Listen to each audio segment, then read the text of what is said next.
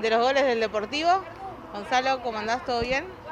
Todo bien, todo tranquilo. La verdad que muy contento, ¿no? por el resultado que sacamos. Poder pasar a semifinales después de mucho tiempo de este club que no estaba. Nada, muy contento por nosotros porque venimos trabajando duro toda la semana, nos preparamos para esto y desde que vinimos acá dijimos que queríamos hacer historia y hicimos un pasito más, estamos en semifinal. ¿Cómo vieron ese partido? Digamos, ¿qué sensaciones tuvieron en todo momento? Y fue un partido duro.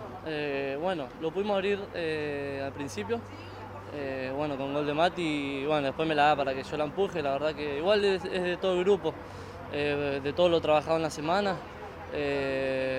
Pero bueno, nos pudimos adaptar rápido a la cancha que era bastante grande y nada, pues lo pudimos sacar adelante y contento por eso.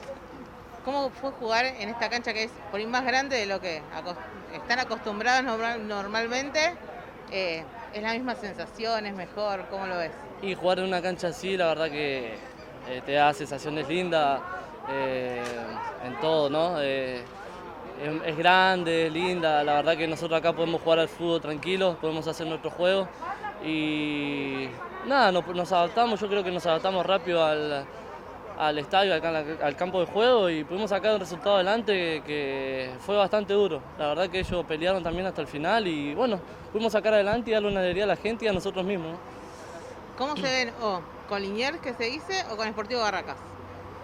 Quien venga, nosotros vamos a estar preparados para cualquiera de los dos o cual sea el equipo que vayamos a enfrentar en semifinales.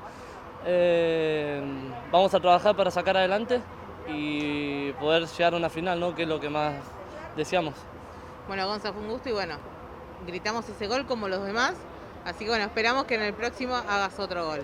Dale, gracias por estar siempre la gente de Paraguayo y le mando un saludo a todos ustedes. Gracias, Gonza.